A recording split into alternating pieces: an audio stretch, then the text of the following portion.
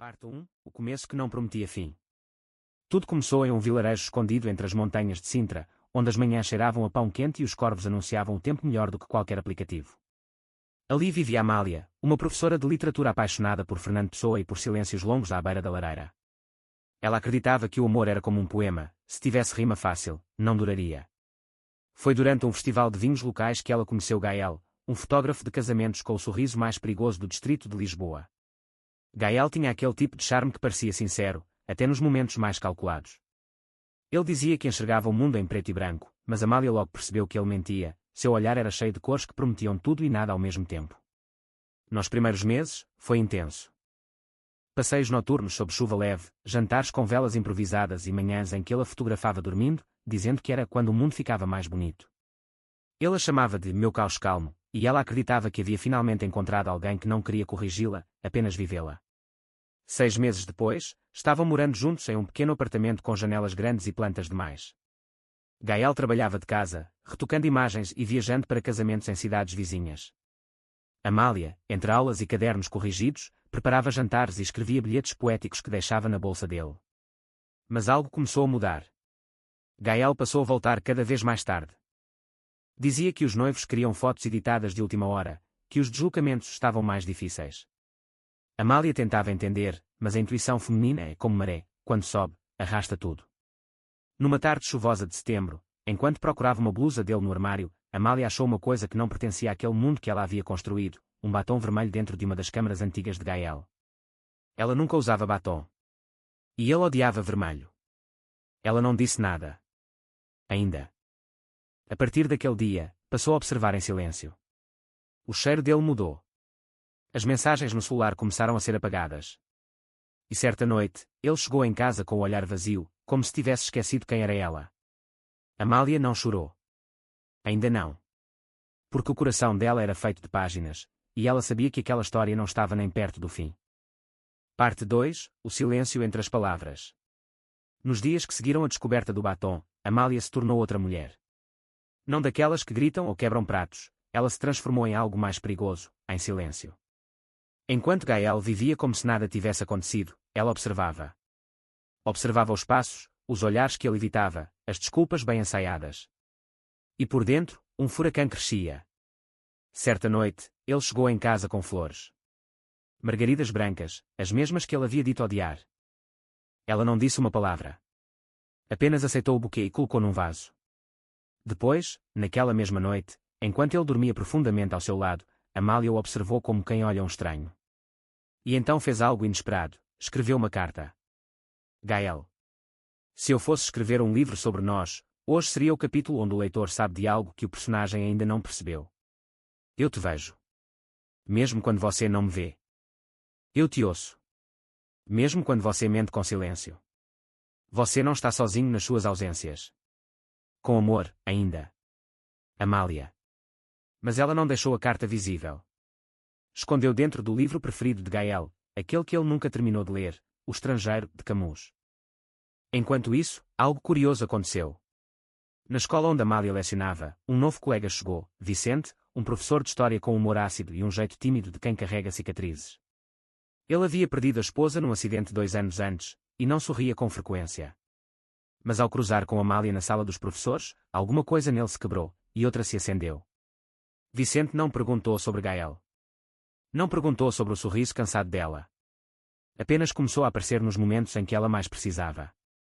Levava café sem açúcar, do jeito que ela gostava, dividia histórias dos seus alunos problemáticos, e às vezes, sem perceber, fazia Amália rir. Rir de verdade.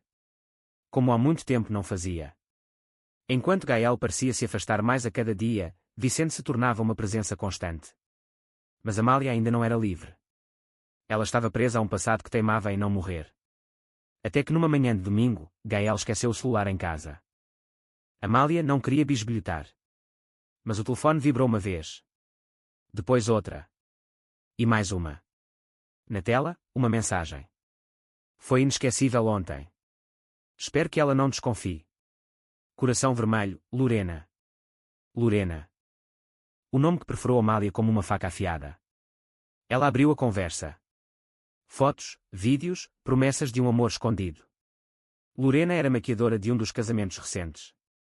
Jovem, loira, bronzeada, cheia de emojis. Havia mensagens de semanas, meses. Havia datas que coincidiam com aniversários, com dias em que ele havia jurado estar trabalhando até tarde. O mundo dela desmoronou em silêncio, como uma cidade abandonada. Ela colocou o celular de volta onde estava. Respirou fundo. E naquele momento, soube, ela nunca mais seria a mesma. Mas ao contrário do que qualquer um esperaria, ela não terminou com Gael. Ainda não. Ela precisava de algo maior. Mais forte. Mais justo. Parte 3. A mulher que escrevia a própria vingança. Naquela mesma noite, Amália fingiu dormir antes de Gael. E quando sentiu o corpo dele virar para o lado, o som da respiração desacelerando, ela abriu os olhos, firmes como nunca estiveram. Ela sabia. Sabia tudo. Mas ele ainda não sabia que ela sabia. Na manhã seguinte, fez panquecas, usou o vestido azul que ele adorava, e lhe deu um beijo demorado de despedida. Gael saiu dizendo até logo, meu amor, como se tudo estivesse perfeitamente intocado. Mas tudo já estava rachado. Na escola, Vicente notou o brilho estranho nos olhos dela. Dormiu mal. Dormi realidades, respondeu ela, enigmática. Isso é bom ou ruim? Ele perguntou, meio rindo. Depende do final da história. A partir daquele dia, Amália começou a guardar cada detalhe, datas, horários, lugares mencionados. Com a precisão de uma escritora e a frieza de uma investigadora, ela montava um quebra-cabeça emocional. Mas não para confronto, ela queria algo mais refinado. Ela queria justiça com poesia. No fim de semana seguinte, Gael viajou para um casamento em Évora. Disse que ficaria 2 dias fora. Amália sabia que era mentira. E decidiu usar aquele tempo com sabedoria. Foi até um bar de jazz em Lisboa com Vicente. Ele havia a convidado com um ar tímido, sem esperar um sim. Mas ela disse sim. Durante o show, entre copos de vinho tinto e risadas sinceras, Amália começou a ver Vicente de outra forma.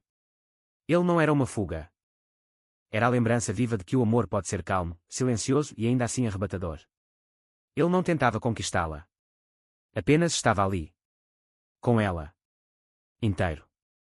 No caminho de volta, Vicente a deixou em casa. Não tentou beijá-la. Apenas disse: você não precisa correr. Mas saiba, se um dia quiser descansar, meu ombro está aqui. No dia seguinte, Gael voltou bronzeado e cheio de histórias falsas. Tinha areia nos sapatos e cheiro de perfume que Amália nunca usou. Ela sorriu. Fingiu interesse. E à noite, enquanto ele dormia, escreveu a primeira página de um plano. Querido Gael, você vai me perder devagar. Vai acordar um dia e perceber que o café não tem mais gosto, que o cheiro da casa mudou, que seus retratos estão sem alma. E quando você procurar minha presença, só encontrará ausência. Não direi adeus. Eu vou desaparecer como a confiança que você destruiu. Na semana seguinte, Amália imprimiu todas as mensagens que leu de Lorena. Colocou em envelopes, sem assinatura, e enviou um para o irmão de Gael, outro para a mãe dele, outro para a chefe dele, que, por coincidência, era extremamente católica e moralista. Ela não queria apenas machucá-lo. Ela queria que ele sentisse o peso do que construiu com mentiras, e que isso desabasse sobre ele sem que ela sequer levantasse a voz. Mas ainda faltava o golpe final. Algo pessoal. Algo que ele jamais esqueceria. Parte 4. O espelho partido.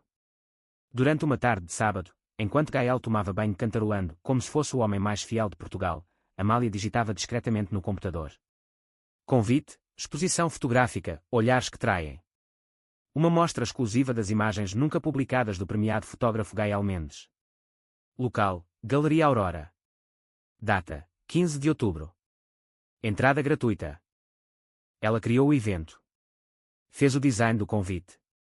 Alugou a pequena galeria com o dinheiro que vinha juntando há 2 anos para viajar à Grécia. E, com a ajuda de Vicente, que não fazia perguntas, mas entendia tudo no olhar, preparou a exposição mais destrutiva da vida de Gael. Mas o que havia na exposição? Fotos. Muitas fotos. Não feitas por Gael, mas dele Amália havia colocado pequenas câmaras em casa nas últimas semanas. Cada traição por telefone. Cada mentira dita no sofá. Cada beijo enviado por videochamada para Lorena.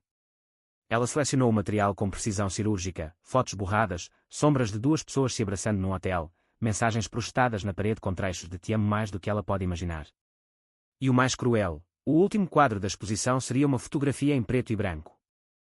Uma imagem de Gael dormindo tranquilamente, com o rosto sereno, enquanto ao lado dele, na cama, Amália está sentada, olhando diretamente para a câmara com os olhos cheios de verdade. Na legenda. A mulher que sabia. E escolheu não gritar. A noite do evento chegou. Amália usava um vestido vinho, maquiagem leve e a serenidade de quem já não sangra, apenas observa. Gael achava que era uma surpresa organizada por ela para mostrar o trabalho dele à cidade. Ele chegou animado, charmoso, cumprimentando convidados, sem saber o conteúdo da própria destruição. Entre os convidados estavam seus amigos, familiares, colegas de trabalho, ex-clientes, e Lorena. Quando as luzes se apagaram e a projeção começou, o silêncio foi absoluto. As imagens se revelaram como lâminas. A verdade, nua. Gael empalideceu. Tentou interromper. Gritou. Mas Amália pegou o microfone. Boa noite. Essa é a história de um homem que me ensinou a não confiar, e de uma mulher que decidiu não ser vítima. Obrigada por virem ver o que ele nunca teve coragem de admitir. A multidão em choque. Lorena saiu chorando. Os pais de Gael foram embora sem olhar para trás. E ele caiu de joelhos no meio da galeria, cercado pelas imagens da própria ruína. Mas Amália não chorou. Ela apenas sorriu para Vicente, que assistia tudo da porta. Não com orgulho, mas com alívio. Mais tarde, enquanto Lisboa dormia, ela deixou um envelope no travesseiro de Gael. Dentro, havia apenas uma frase. Você me perdeu no silêncio. E nunca mais vai me ouvir gritar. E foi embora. De mala na mão. E o coração, finalmente leve. Parte 5. A liberdade tem o gosto do vento. Amália passou os primeiros dias longe de tudo numa casa simples, alugada no interior do Alentejo. Ali não havia Wi-Fi, nem lembranças, apenas campos dourados, o som das cigarras e uma paz que ela quase não reconhecia mais. Ela acordava cedo, escrevia à mão em cadernos velhos, lia romances esquecidos, e tomava café olhando o céu. Mas, mesmo distante, ecos de sua exposição ainda ecoavam em Lisboa. Gael desapareceu das redes sociais. Perdeu contratos, clientes, e até o respeito de colegas que antes o idolatravam. Lorena, envergonhada e exposta, deu fim ao relacionamento secreto, mais por medo do julgamento do que por arrependimento. Mas Amália não procurava vingança eterna. Ela queria, e merecia, recomeço. E foi nesse intervalo entre o que morreu e o que renascia, que Vicente reapareceu. Ele chegou sem aviso, dirigindo por horas até encontrá-la. Trouxe flores do campo e um livro de contos que ela mencionou uma única vez na sala dos professores. Eu só queria ver se você ainda sorri, disse ele, de pé na entrada, com o mesmo olhar calmo de sempre. Amália sorriu. Pela primeira vez em muito tempo, sem dor. E você ainda me encontra, mesmo quando eu me perco. Durante aquela semana, os dois se reconectaram de forma leve e verdadeira. Vicente não tocava no assunto de Gael. Ele falava sobre a vida, sobre como o luto é um tipo estranho de amor que fica preso no tempo. Amália escutava. E curava. Às vezes, dormiam juntos. Outras vezes, apenas caminhavam em silêncio por entre oliveiras. Não era paixão avassaladora. Era cuidado. Era um amor que não pedia nada além de presença. Mas a calmaria durou pouco. Numa manhã nublada, um carro desconhecido estacionou perto da casa. Amália sentiu o estômago virar antes mesmo de ver quem era. E estava certa. Gael. Desfigurado emocionalmente, com barba por fazer e olhos vermelhos, saiu do carro como um homem derrotado. Amália, por favor, disse, segurando lágrimas. Só me escuta. Vicente se levantou, pronto para intervir, mas Amália o segurou com um gesto calmo. Pode falar, Gael. Eu perdi tudo. Trabalho, família, dignidade, eu sei. Eu mereço. Mas, eu só queria dizer que, mesmo depois de tudo, ainda te amo. E eu ainda te vejo, respondeu Amália, com frieza tranquila. Mas não como antes. Agora você é só a lembrança de quem eu fui quando aceitava migalhas. Gael caiu em silêncio. Esperava perdão, talvez. Esperava lágrimas. Mas recebeu maturidade. Força. Fim. Vai embora, Gael. Eu escrevi o ponto final. E não quero reticências. Ele abaixou a cabeça. Voltou ao carro. Partiu. Vicente, em silêncio, voltou a se sentar ao lado dela. Amália respirou fundo e encostou a cabeça no ombro dele, pronto para escrevermos um novo capítulo. Só se for a 4 mãos, ele disse, sorrindo. Parte 6, onde termina a dor, começa a liberdade. Meses haviam-se passado desde a última vez que Amália viu Gael. Ele sumiu de vez.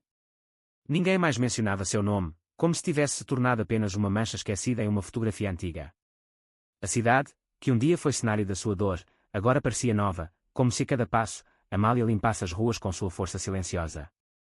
Ela e Vicente estavam juntos, mas não da forma convencional. Ele morava em Lisboa, ela no interior. Eles se viam sempre que podiam, mas não se prometiam eternidade. Eles apenas eram. Não acha estranho a gente não falar em futuro? Ele perguntou certa vez. O futuro não exige pressa, Vicente. Ele só precisa de verdade. Amália agora dava aulas em uma pequena escola comunitária. Escrevia cartas para suas alunas mais tímidas. Plantava ervas no quintal. E, nas noites mais silenciosas, escrevia contos.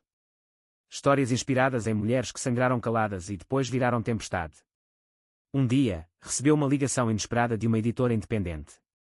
Uma de suas alunas havia enviado um dos seus textos sem avisar. Queriam publicá-lo. O livro saiu meses depois com o título A Mulher que Não Gritou. Foi um sucesso entre mulheres, principalmente aquelas que passaram por amores tóxicos. Recebeu mensagens de todas as partes do país. Algumas diziam: sua história é a minha. Outras: você me salvou sem me conhecer. Amália entendeu, enfim, que sua dor teve propósito. Que sua queda virou ponte. E que sua voz, mesmo quando calada, ecoava em outras almas. Numa noite de verão, enquanto o céu exibia estrelas generosas, Vicente chegou com uma surpresa. Vai-me dizer que trouxe outro livro raro? Ela brincou. Não. Desta vez, é só uma pergunta. Ele tirou do bolso uma pequena caixinha. Mas não era um anel. Dentro, havia uma chave. Uma casa no campo. Nossa! Com varanda grande para você escrever, e uma estante só para guardar tudo que ainda vai viver. Amália sorriu. Não com euforia. Mas com paz. Eu aceito, disse. Mas só se tiver um canto para plantar manjericão. Eles riram. Se abraçaram. E ali, debaixo da luz de um céu limpo, começou uma nova história. Não de amor perfeito. Mas de amor possível. De amor limpo. De amor que nasce depois da tempestade, quando as sombras viram chão fértil. Fim.